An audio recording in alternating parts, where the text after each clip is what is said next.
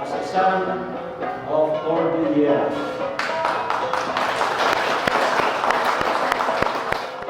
Isa pong karangalan para sa akin na tanggapin bilang anak ng Cordillera at ngayon ay kapatid po ninyo.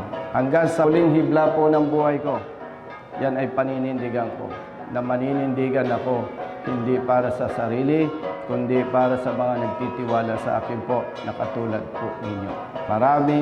Maraming salamat po sa inyo lahat.